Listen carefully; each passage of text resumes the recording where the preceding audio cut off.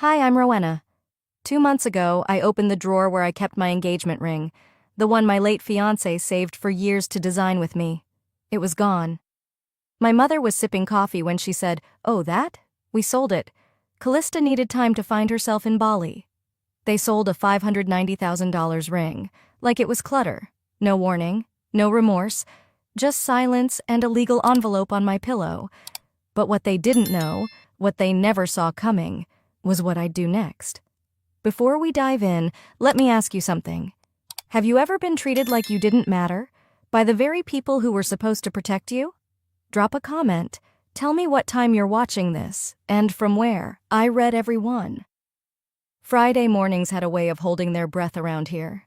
Denver was just beginning to thaw, soft rays of sun slipping past the blinds, casting pale gold across the dresser I hadn't bothered to polish in months. I sat on the edge of my bed with one sock on, brushing off the quiet tension I'd felt all week. It was Everett's anniversary. 2 years to the day, 2 years since the world folded in on itself, quiet as the moment before a storm. I didn't cry anymore, not like I did that first spring. Grief had softened its voice, still there, still sharp, but it now lived in silence, in the in-betweens.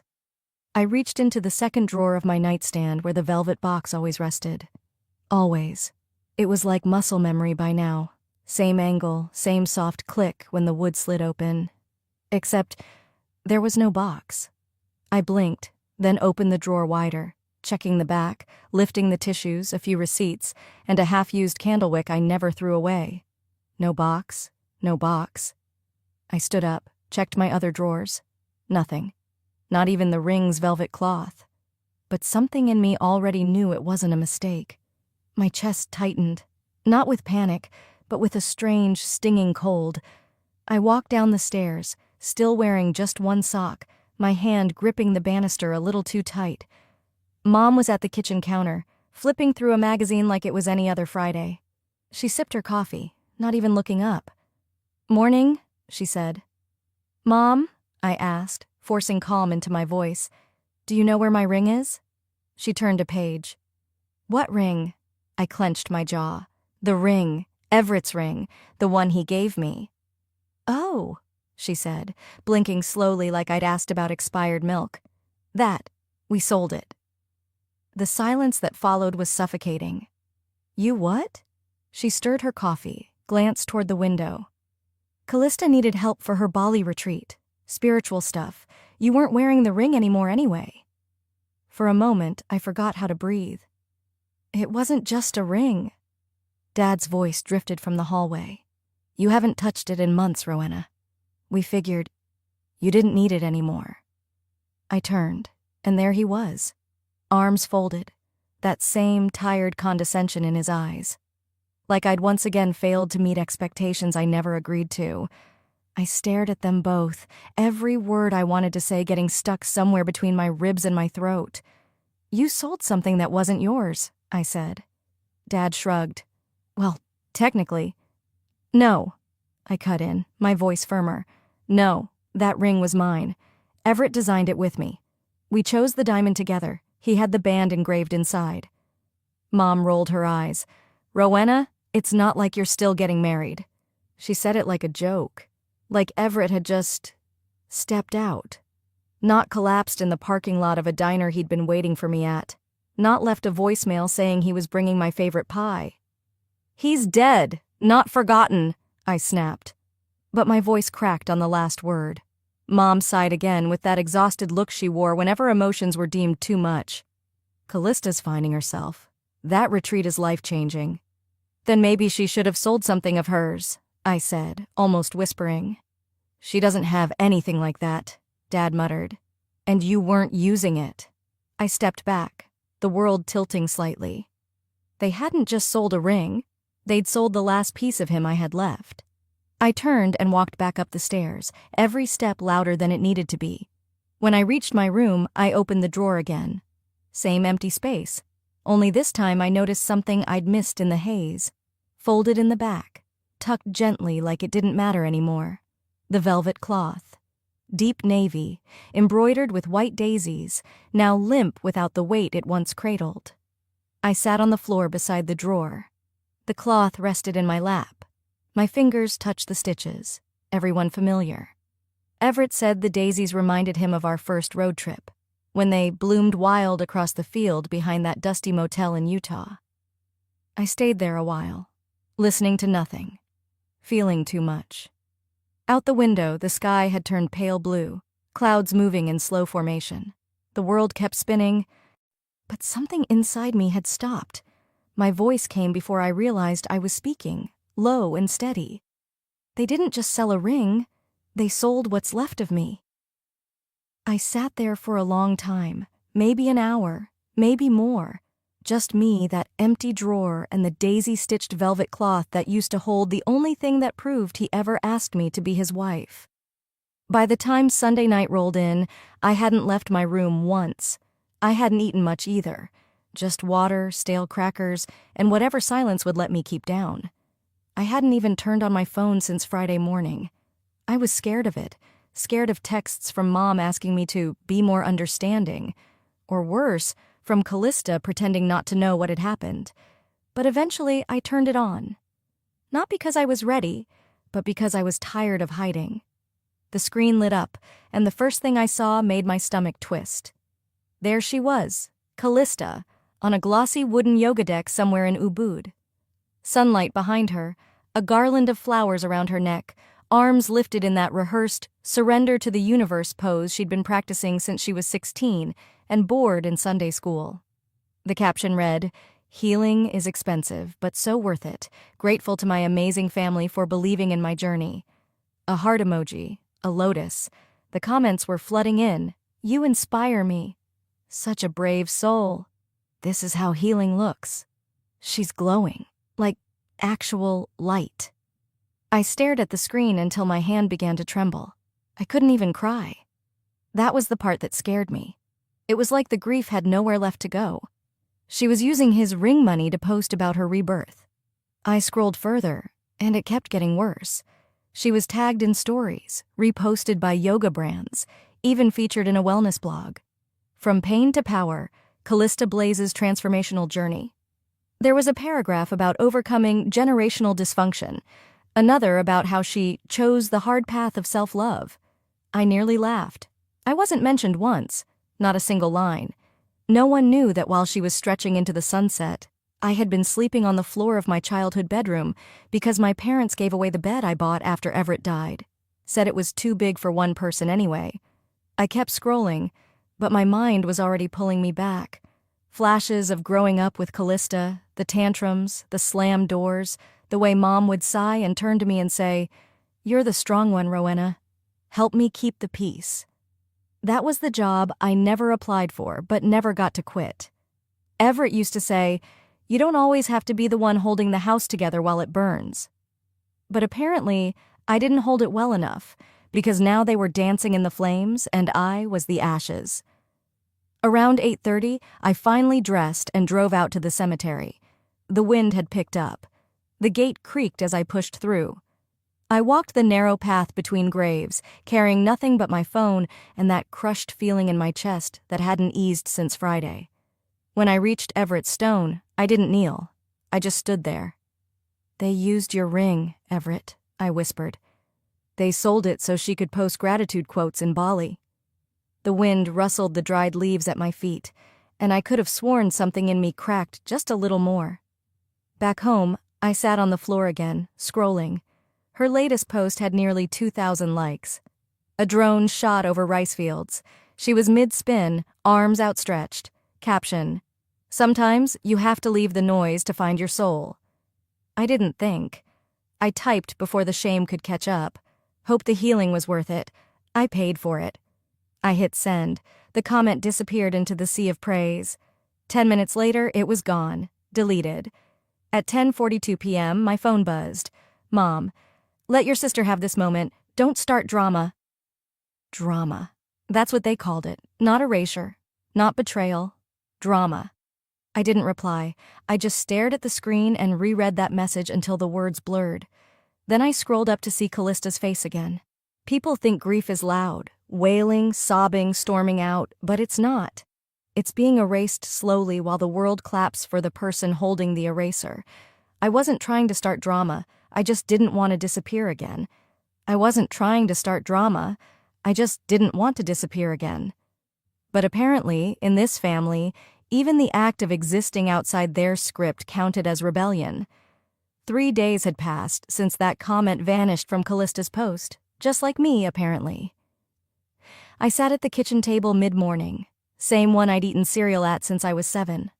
A small folder lay in front of me, neat, closed, everything inside stacked precisely. Partial receipts for the ring, Everett's old email confirming the appraisal, and a note from his parents written in a grief-soaked cursive, thanking me for caring for the ring until it became part of your new chapter together.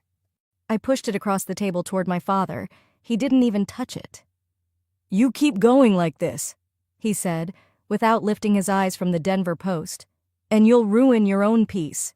We can't undo what's done." I watched him stir his coffee like it was the only thing that mattered.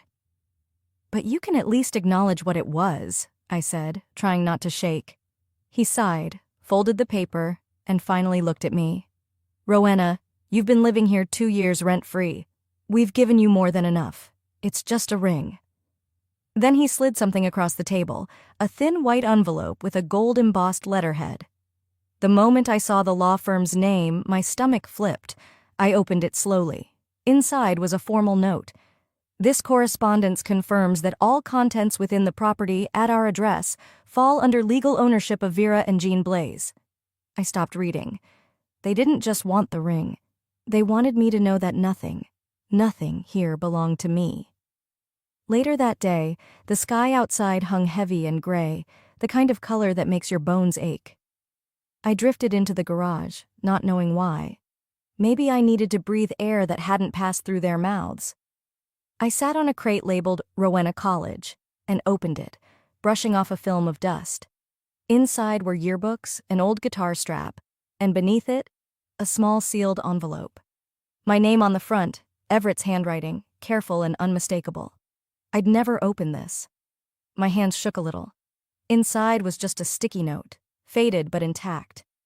"Don't let them take your voice or your worth." I didn't move for a long time. It wasn't just a note. It was a gut punch from someone who always saw me, even when I didn't know I was vanishing. I slipped it into my wallet, folded behind my driver's license, behind the version of me the world could see. That night, dinner was predictable. Meatloaf, green beans, and erasure served hot. Mom raised a glass midway through the meal. "Here's to Callista. Her growth, her healing, her courage. What a transformation." I sat still. No one looked my way. Not even a passing glance to check if the other daughter was breathing. I lifted my glass halfway, then lowered it and stood. "I'll be upstairs," I said. My dad muttered just loud enough for me to hear, "That girl needs perspective." I didn't answer. I walked to my room and pulled out the plastic storage bin from beneath the bed. Bills, receipts, copies of insurance forms, email printouts, statements from my joint account with Everett. Things I hadn't looked at in a year. I didn't know what I was looking for, but I knew I needed something that wasn't theirs. Something that reminded me I used to have a life, a love, and a voice. The scanner beeped quietly as I fed in page after page. I created folders. I labeled timelines. Somewhere along the way, I stopped crying, stopped asking for acknowledgement. Something inside shifted from wanting to be heard to refusing to be silenced. They'd taken the ring, but they hadn't taken the truth. Not yet. I didn't know what I was building. I just knew I needed something that was mine. I didn't know what I was building. I just knew I needed something that was mine. By Thursday night, the pile of documents on my desk had doubled. Receipts, bank transfers, insurance forms, each one scanned, labeled, and stored into a folder marked Truth. There was no master plan, no legal motion drafted, just me, pulling string after string together before someone else yanked them from my hands. Rain tapped against the windows, soft but steady, the kind that blurred everything outside just enough to match how things felt inside me. I sat at my laptop, highlighting a paragraph from Everett's old email when I accidentally brushed the trackpad. An old browser tab opened, one I must have left bookmarked a year ago. It was a podcast. Autoplay kicked in, and then I heard her voice. "Tss," Healing begins when we decide to release the roles other people force us into. Callista. I froze. I didn't move. My hand hovered midair, caught between closing the window and needing to hear every word. The host's voice chimed in. That's so powerful, Callista. Can you give us an example of that release? There was a pause, a sip of something, and then, I had to separate myself from the grief in our family. Some people, they cling to pain like it's a personality. Every muscle in my body locked. I couldn't even blink. She was talking about me. I listened on. I walked away. It cost me so much. But I chose joy. I gave up everything, even objects tied to trauma. You can't move forward while dragging symbols of emotional debt. I mean rings. They're just objects soaked in pain. I don't remember hitting pause. I just remember staring at the screen, my reflection in the dark monitor staring back at me like it didn't recognize me anymore. 50,000 listens. 50,000 people heard my story, twisted out of shape and sold back as her brand. She'd turned Everett's ring into a metaphor for toxicity. My grief, our love, reduced to clickbait. I didn't scream. I didn't throw the laptop. I just sat there. My fingers hovered, then moved slowly. I downloaded the episode, saved it into the folder. Then I opened a new document and titled it Timeline of Misuse. That night, the file grew steadily, my breath the only sound in the room aside from the soft hum of rain and betrayal. Around 10, I grabbed my coat and keys. I didn't tell anyone I was leaving. I just needed to scan a few things, Everett's letters mostly, and the local coffee shop had a scanner and late hours. I drove in silence, the windshield wipers setting a slow rhythm. At the coffee shop, the barista didn't ask questions. I ordered a black tea and found a corner near the back. One by one, I slid his letters into the machine, his handwriting growing shakier in the later ones. Each scan made the truth heavier, not lighter. I love how you see people, one line read, even when they've forgotten how to see you. I pressed my hand over that page. I didn't want revenge. I just didn't want to be rewritten. By the time I returned home, it was close to midnight. I changed into an old sweatshirt, pulled my hair into a low knot, and sat cross-legged on the floor near my desk. In the drawer beside me, folded carefully, still clean after all these years, was the velvet cloth, the one with the white daisies embroidered in its corners, the one that once held the ring. I took the USB drive where I'd saved the podcast and wrapped it in the cloth. Some things you wrap not to protect, but to remember. I placed it gently in my purse, zipped the top, and let it sit there like an anchor. I wasn't ready to confront them. Not yet. But something inside me had changed. I wasn't breaking anymore. I was collecting. It wasn't about proving them wrong. It was about finally remembering I'd been right. It wasn't about proving them wrong. It was about finally remembering I'd been right. Friday evening settled over the house like a wet coat, heavy, damp, unwelcome. The gray light outside hadn't shifted for hours. Inside, silence pressed in from every wall. My parents had gone out for dinner, leaving behind the faint scent of my mother's lavender perfume and a Tupperware container of meatloaf I hadn't touched. I stayed upstairs, door half cracked, laptop shut. My body ached from sitting too long, but I couldn't bring myself to lie down. I needed something, anything, that could remind me this house hadn't always felt like a prison. So I went digging. There was an old bin in the back of my closet, the kind with brittle plastic edges that cracked if you pressed too hard. It held what was left of a girl I barely remembered. CDs labeled in Sharpie, birthday cards from elementary school, faded Polaroids from when I still had baby teeth and knees constantly scraped, and a stack of mini DV tapes. I hadn't seen those in years. I plugged the little camcorder into the wall and flipped through the tape drawer, choosing one marked Row 6th B-Day. The screen lit up. Static buzzed, then color, muted and jittery but clear enough. There I was, a little girl in a yellow sundress standing beside a chocolate-frosted cake with 6 lit candles. My smile was wide. I remember that dress. I'd begged Mom for it, said it made me feel like sunshine. Then Callista appeared on screen, 8 years old and already taller. Without warning, she shoved my head into the cake. I flinched, both in the tape and on the floor. The camera shook with laughter. My parents' voices joined in. "Callista! Oh my God!" my mother said, laughing more than scolding. Little me wiped frosting from my eyelashes. I looked around for help, but no one moved. The clip ended. I paused the video. My hand gripped the edge of the desk. I sat still for a long moment, tasting that same bitter silence I must have swallowed that day. I whispered to the room, to no one. Maybe this is just how it's always going to be. The key turned in the front door downstairs. I heard heels on tile, the clink of keys in the bowl, then the low murmur of my mother's voice, probably saying goodnight to my father before heading to bed. But instead of going to her room, she came upstairs. Light footsteps outside my door, then a knock. Before I could answer, she pushed the door open. No warning, no permission. She stood there holding a small velvet box, navy blue, aged at the corners. Her eyes didn't quite meet mine. "I was cleaning out the closet," she said softly. "Found these. Nana had promised them to you, remember? Figured maybe now's a good time." She sat on the edge of my bed without asking. Opened the box. Inside, a pair of pearl drop earrings, delicate and familiar.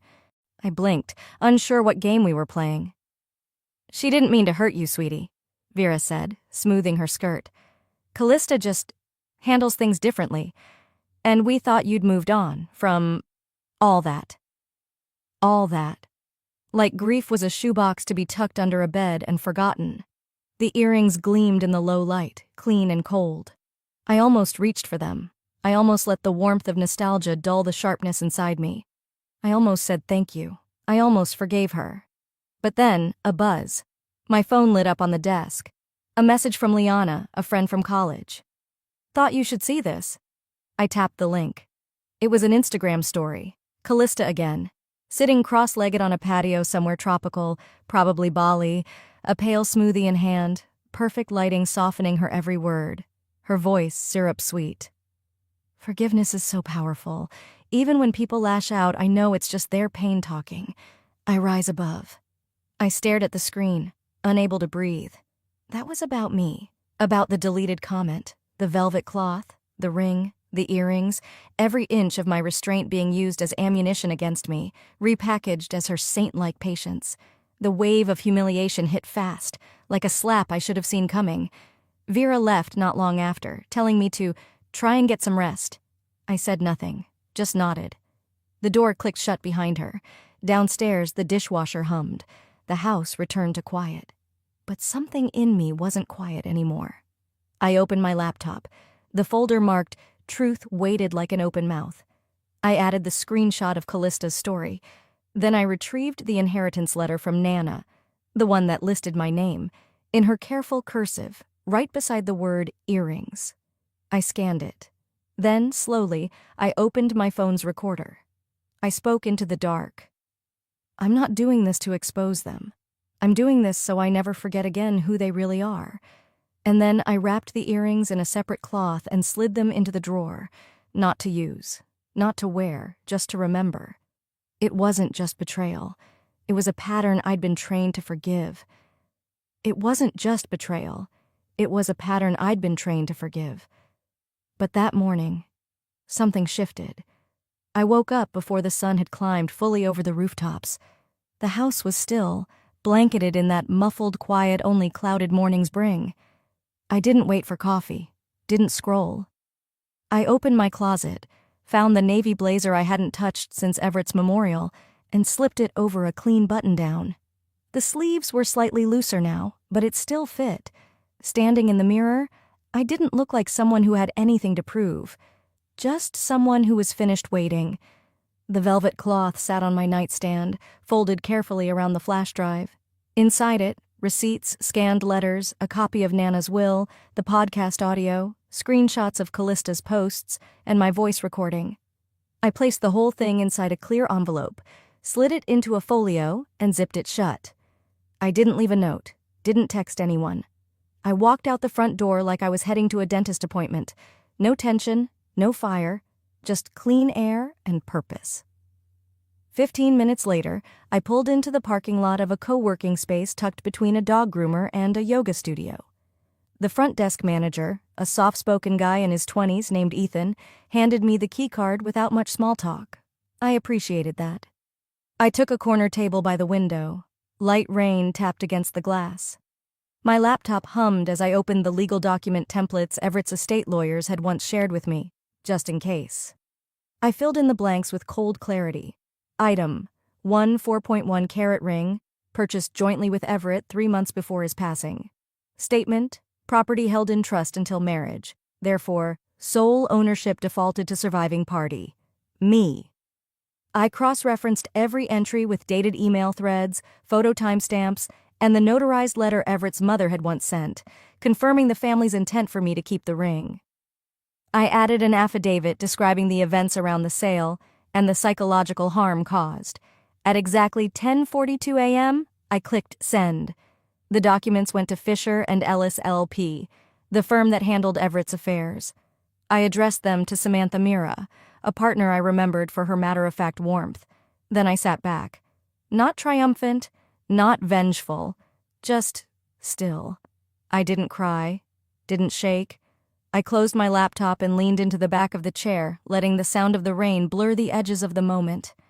Across from me sat a ceramic cup of untouched coffee. I finally lifted it to my lips. It had gone cold, but it was mine. Later that afternoon, I stayed in the space. The team renting the room next to mine was rehearsing for a nonprofit event. Their laughter seeped through the walls. One of them stepped out to take a call. She smiled at me. I nodded back. I opened another folder. This one had nothing to do with my family, at least not directly. It was for the Reclaiming What Was Always Yours initiative, an annual women's leadership gala I'd been quietly funding in Everett's memory since last fall. He'd always said legacy didn't need a name. Just a ripple. A light switched on in the dark for someone else. The event would be held next week at the Meadowbrook Center, an upscale venue just outside the city. The floral arrangements, speaker stipends, even the customized signage had all been paid for under a foundation name I'd created discreetly, ER Trust. I double-checked the PowerPoint slides. One of them was a photo from years ago, Everett and I volunteering at a career panel for single mothers. I remembered how he'd stayed an hour after just to help a woman figure out how to fix her resume. That slide would close the night. Just above it, in small print, in honor of those who give quietly. I sent the final slide deck to the event coordinator. As I packed up to leave, my phone buzzed. A text from my mother. "You got mail. Looks like a gala invite. Callista got one too. I think they want her to speak. How wonderful." I stared at the screen for a long second. Then I laughed. Just once, soft, dry. Like the punchline of a joke only I got. I didn't RSVP. Didn't respond at all. I didn't need to be on the stage. I'd already built the microphone. Let them walk into the spotlight. They didn't know who lit it. I arrived just before sunset. The hotel's event space shimmered with soft candlelight and glass bowls filled with floating white daisies. I spotted them the moment I stepped inside. My own touch. Vera would have chosen roses, red or nothing. But this night wasn't hers to curate. I checked in quietly at the front desk. No name tags, no fuss. Just a light touch on my elbow from the coordinator as she handed me a folded program. She didn't recognize me. That was perfect. Across the room, I saw Callista glide through the main doors in a white gown that looked custom. Her hair was pinned up in deliberate waves. Vera walked beside her, arm in arm, whispering praise like she was coaching a pageant queen. "You deserve this, darling," she said, just loud enough for anyone near the champagne table to overhear. I stood alone in the corner for a while. Not hidden, just unbothered. My black dress was simple. No sparkle, no statement. Just presence. My clutch was tucked close against my ribs, velvet cloth folded neatly inside, pressing against the envelope I hadn't let out of my sight all week. The music softened, and the room shifted. The host stepped onto the small stage to welcome the guests. A few polite claps followed. Dinner plates were cleared, wine refilled. The tempo of the evening had begun. Then, the surprise guest speaker was announced. Callista took the microphone with practiced poise. Even her footsteps sounded rehearsed. I could almost hear Vera inhale like a proud director behind the curtain. Grief, Callista began, is a journey, but some people wear it like a badge they refuse to take off. My fingers tensed around the edges of my clutch. She continued, "Tonight, I want to talk about letting go. About choosing not to be defined by what hurt you, but by what you did with the pain." She never once said my name, but I was in every sentence, a shadow standing behind her words. "I had to release things that tied me to darkness," she said, smiling with soft grief. "Objects, expectations, even family wounds. I chose light." The audience nodded. A few murmured, like they were at a sermon. I moved slowly toward the event coordinator at the edge of the room. Her headset was perched over one ear, and she was checking the screen cue. "Excuse me," I said quietly, offering the sealed envelope. "This is a featured donor message. It needs to be played now, before the final speaker." She blinked, uncertain. I wasn't told. It was requested ahead. Check the card inside." She opened it, read a few lines. Her brow furrowed, then lifted. "Yes, okay, I'll cue it up." I returned to my corner. Callista was still on stage, thanking the organizers, the city, the brave women here tonight who've overcome so much. The applause began before she even finished, and then it stopped. The house lights dimmed slightly. The screen behind the stage flickered to black. White text faded in. "In memory of Everett Langford Blaze." A hush fell. The video opened on me, sitting in a quiet room, speaking directly into the lens. "My name is Rowena Blaze. I don't need recognition tonight. I already had what mattered, and I lost it." I watched from the back as heads turned. Some recognized me for the first time. 2 years ago, I buried my fiancé. We had picked out a ring together, a symbol of our future. It was taken, sold. The money was used for someone else's journey, without my knowledge. That ring didn't just represent a promise. It held grief, memory, and love. The screen shifted to a photo. Everett, smiling, me beside him, holding his hand. "I funded this gala quietly, in his name. The theme, reclaiming what was always yours, wasn't just about leadership. It was about memory and truth." There was no anger in my voice, only clarity. "Sometimes," I said in the final frame, "the ones who suffer most are expected to stay silent so the loudest can heal." The screen faded to black. The room didn't exhale. It simply froze. Vera's hand flew to her mouth like she'd been slapped. Callista, still standing near the stage, had frozen mid-pose. A photographer's flash went off, catching her face twisted between confusion and fear. I didn't wait to hear what was said. As I walked to the door, I heard a whisper behind me. "She paid for this?" Then another. "That was her fiancé?" I didn't look back, didn't pause for applause. I stepped into the night air, letting the cold remind me I wasn't invisible. I just wasn't theirs anymore. I didn't need applause. I needed them to hear the truth in a room that couldn't look away. The next morning, my phone wouldn't stop vibrating. I hadn't even opened my eyes yet when I could already feel it pulsing on the nightstand like it was warning me. I rolled over and stared at the screen. 38 unread messages. 12 missed calls. Notifications stacked on every app like digital ash from a fire I'd quietly lit. I opened Instagram. Callista's face filled the first story tile. She was crying, dramatically, artfully. "I was ambushed," her voice cracked. "Last night should have been a celebration of healing, not an attack. My sister took something beautiful and turned it into a vendetta. Slide. She's weaponizing grief," read a caption beneath a clip of her dabbing her eyes with a tissue, perfectly manicured fingers shaking. Another clip. Her face turned slightly away from the camera, like she wasn't aware it was still recording. "I tried so hard to include her, but sometimes family can be your worst enemy."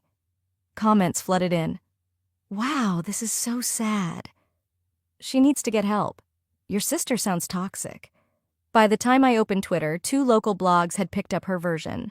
"Resilience coach faces family sabotage at women's gala." It was all so fast and so calculated. A text came through from Vera. "You've broken this family apart. Are you happy now?"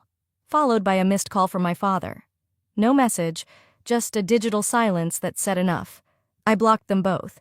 Then came a message from Ethan. He'd known Everett, known me long before I got used to swallowing my voice. Don't let them own the final word. You've come too far to be pushed back into the dark. That was enough to get me out of bed. I threw on jeans and a plain navy sweater. No makeup, no earrings, just the velvet cloth folded neatly into my jacket pocket and a transcript I printed that morning. A kind of truth I didn't need to shout, but wasn't going to hide either. The drive to the family house was short. I knew the turns by muscle memory, even though the place hadn't felt like home in years. The front door was cracked open, like it had expected me.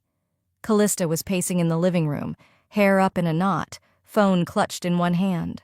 Her voice came in strained rehearsals, as if she were practicing damage control out loud.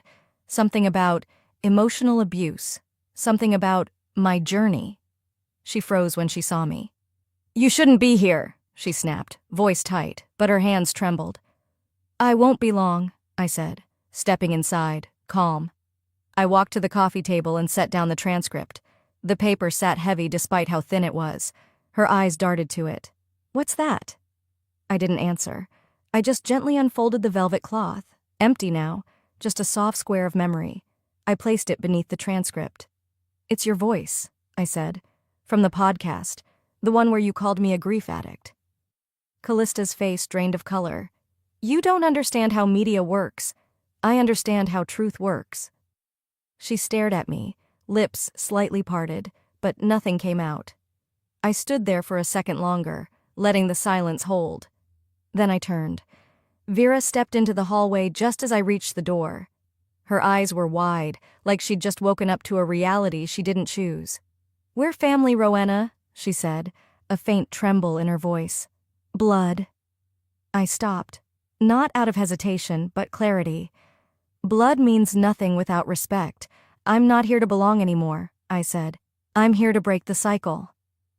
She didn't respond, just stood there like she couldn't find the script. I walked past her without flinching, out into the cool air. The sky had started to clear slightly, just enough to let in a thin band of light, the kind of light you have to look for. I slipped the velvet cloth back into my pocket. It felt different now, clean, done. I didn't leave because I hated them. I left because I finally loved myself more. The morning light in Napa was different, softer somehow, less accusatory. It didn't pierce, it warmed. A breeze rolled gently off the vineyards as I turned the key in the lock of my new studio door. The sign above the entrance caught the light just enough to shimmer. Langford and Blaze, crafted with memory. I stepped inside and flipped the lights on. The space wasn't large, but it felt expansive in a way the Blaze family house never had.